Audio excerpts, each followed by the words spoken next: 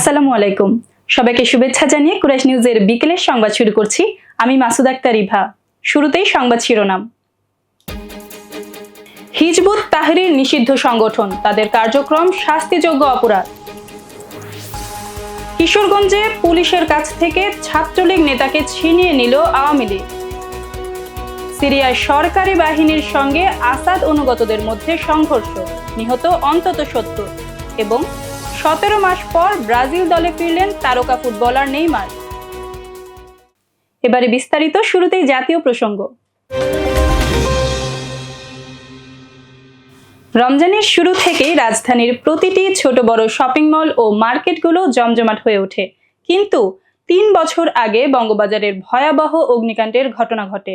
এরপর থেকেই ব্যবসায় চরম মন্দা যাচ্ছে বঙ্গবাজার ও এর আশেপাশের পোশাক বিক্রেতাদের।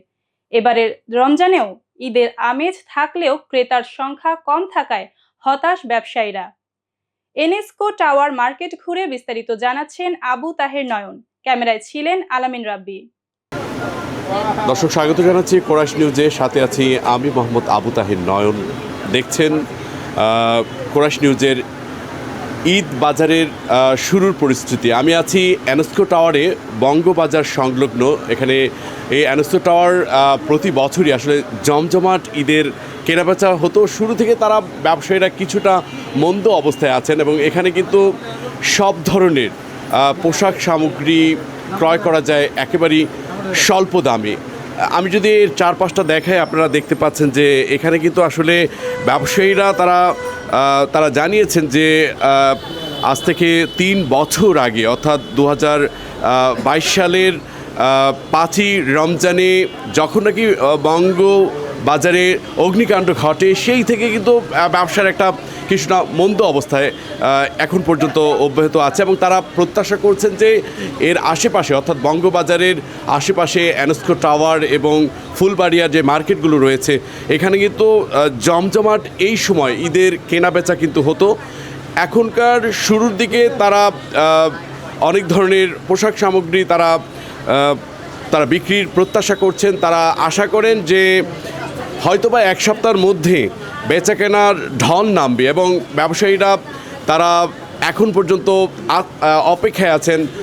যে সকল ক্রেতারা রয়েছেন তারা হয়তো বিভিন্ন ব্যস্ততার কারণে ঈদের বাজার বা ঈদ সামগ্রী, অর্থাৎ ঈদের পোশাক কেনাকাটার ক্ষেত্রে অনেকে শুরুর দিকে করেন, কেউ মধ্য রমজানে করেন এবং কেউ একেবারে হাতে রেখে তাদের পরিবারের জন্য পোশাক ক্রয় করেন। আমি একটু এখানকার একজনের সাথে একটু কথা বলছি।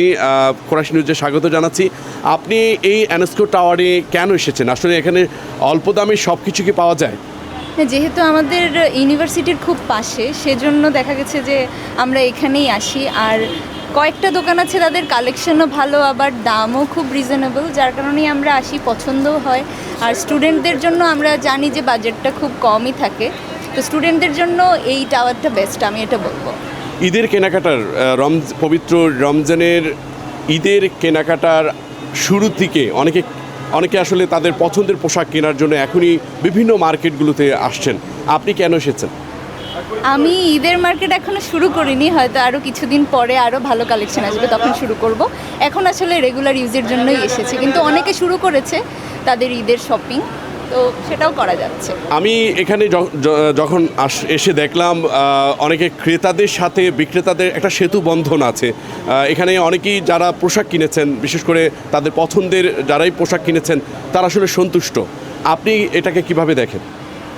আমি নিজেও সন্তুষ্ট, কারণ এতবার এসেছি, ভাইয়াদের সাথে অনেক ভালো সম্পর্ক তৈরি হয়েছে। নতুন কোনো কালেকশন আসলেও তারা জানায়, আমরাও কোনো শাড়ি পছন্দ হলে অনলাইনে সেটা তাদেরকে জানাই যে এই শাড়িটা আসছে কিনা।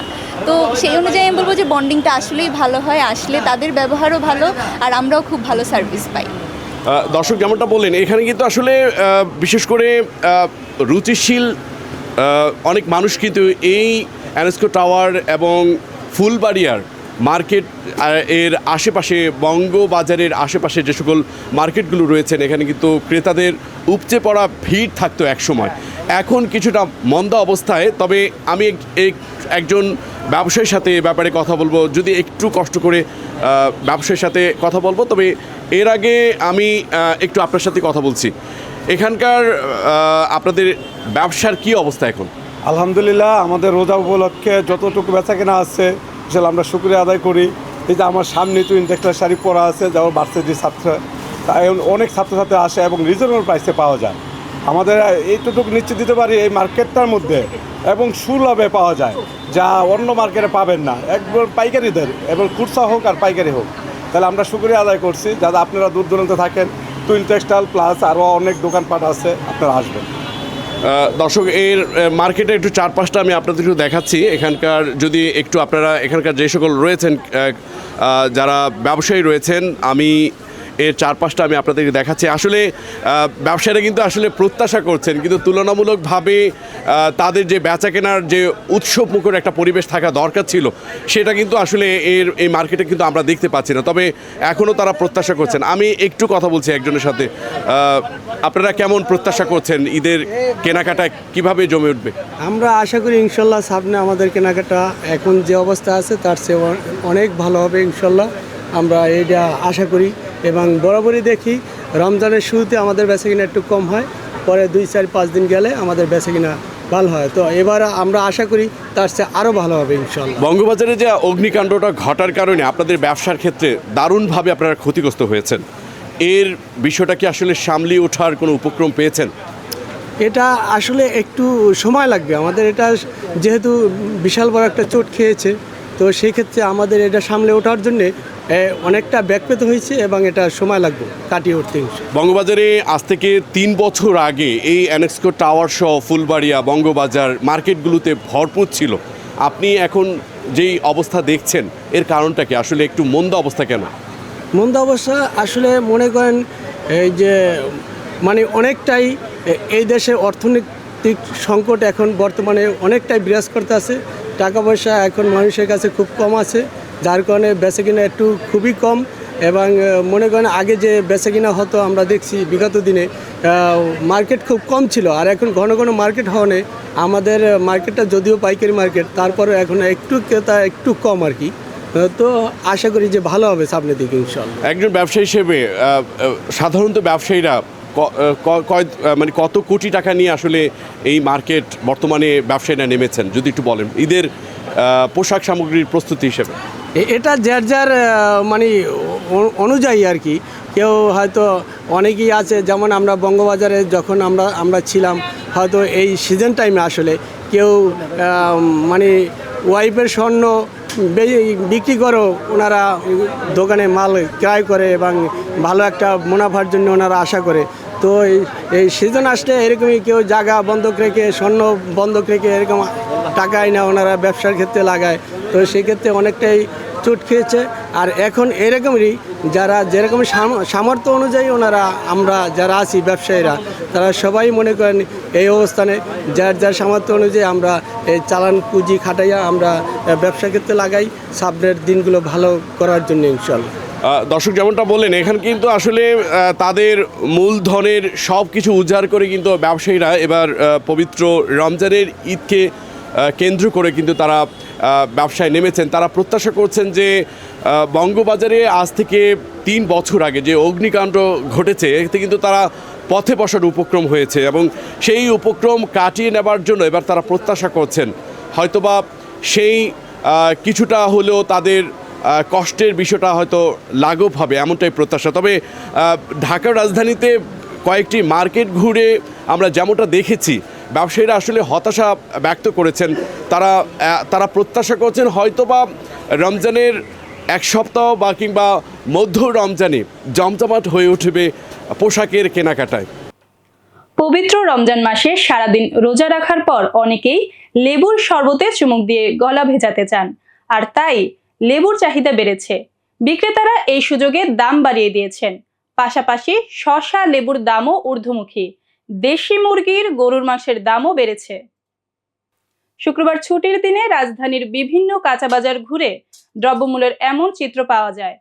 সরকার খেজুর, ভোজ্য তেল সহ কিছু পণ্যে শুল্ক কমিয়েছে, তবে সুফল পাচ্ছেন না ভোক্তারা। এবারের রোজায় গেল বছরের তুলনায় সয়াবিন তেল আমদানি বেড়েছে 34%।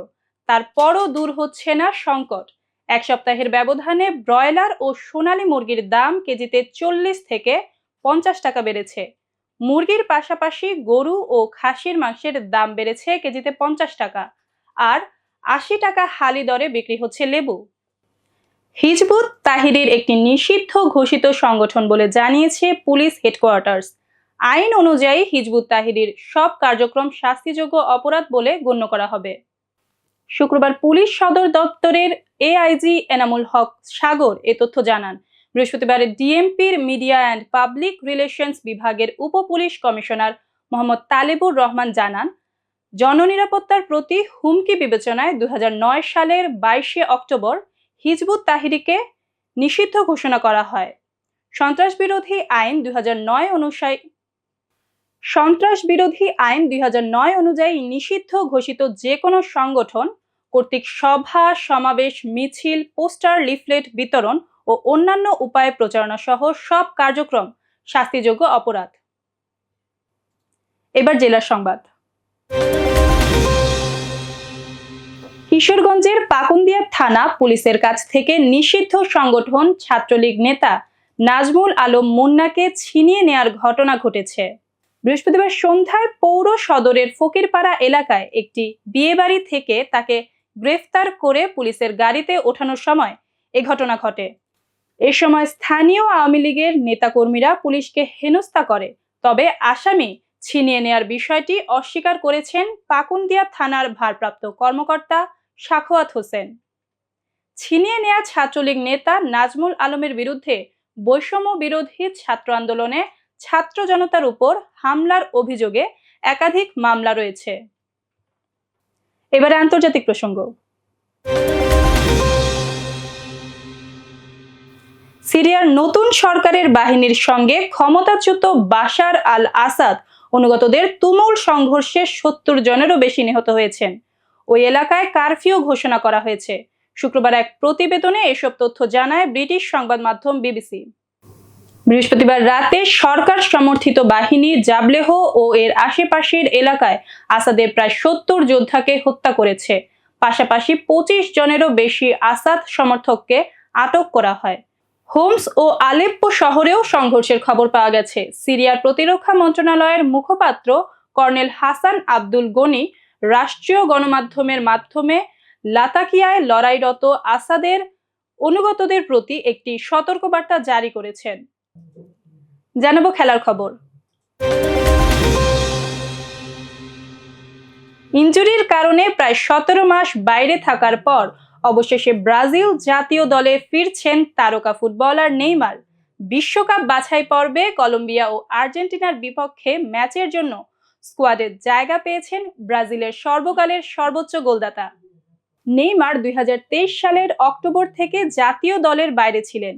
সেই সময় আন্তর্জাতিক দায়িত্ব পালন করতে গিয়ে তার বাঁ হাঁটুর এসিএল এবং মেনিসকাস ছিঁড়ে যায়। 128 ম্যাচে 79 গোল করা নেইমার দেশের হয়ে 3টি বিশ্বকাপে খেলেছেন। 2026 সালের বিশ্বকাপে খেলার ইচ্ছাও প্রকাশ করেন ব্রাজিলিয়ান সুপারস্টার। সংবাদ শেষ করব বিনোদন অঙ্গনের খবর দিয়ে। ভারতীয় র‍্যাপ গানের বরপুত্র ইয়ো হানি সিং এর বিরুদ্ধে নারীদের অশ্লীল ও পণ্য হিসেবে প্রচারের অভিযোগ করেছেন অভিনেত্রী নিতু চন্দ্র। সম্প্রতি অন্তর্জালে মুক্তি পেয়েছে হানি সিং এর গান ম্যানিয়েক। এ গানের ভিডিওতে নারীদের পণ্যের মতো করে দেখিয়েছেন বলে পাটনা আদালতে অভিযোগ করেন এই অভিনেত্রী। তার অভিযোগের ভিত্তিতে র‍্যাপারের বিরুদ্ধে আদালতে মামলা করা হয়। হানির ম্যানিয়েক গানের কথা নিয়েই আপত্তি নিতুর। তিনি বলেন, গানের কথাতে সরাসরি যৌনতার ইঙ্গিত দেওয়ার পাশাপাশি নারীদের যৌন পণ্য হিসেবে উপস্থাপন করা হয়েছে। সংবাদ শেষ করার আগে সংবাদ শিরোনামগুলো আরো একবার। হিজবুত তাহরির নিষিদ্ধ সংগঠন, তাদের কার্যক্রম শাস্তিযোগ্য অপরাধ। কিশোরগঞ্জে পুলিশের কাছ থেকে ছাত্রলীগ নেতাকে ছিনিয়ে নিল আওয়ামী লীগ। সিরিয়ায় সরকারি বাহিনীর সঙ্গে আসাদ অনুগতদের মধ্যে সংঘর্ষ, নিহত অন্তত 70। এবং 17 মাস পর ব্রাজিল দলে ফিরলেন তারকা ফুটবলার নেইমার। দর্শক, এতক্ষণ সাথে থাকার জন্য ধন্যবাদ। সবশেষ সংবাদ দেখতে চোখ রাখুন কুরাইশ নিউজের পর্দায় অথবা ভিজিট করুন www.quraishnews.com। কুরাশ নিউজের পরবর্তী সংবাদ দেখার আমন্ত্রণ জানিয়ে আপনাদের কাছ থেকে এখনকার মতো আমি মাসুদ আক্তার ইভা বিদায় নিচ্ছি। আল্লাহ হাফেজ।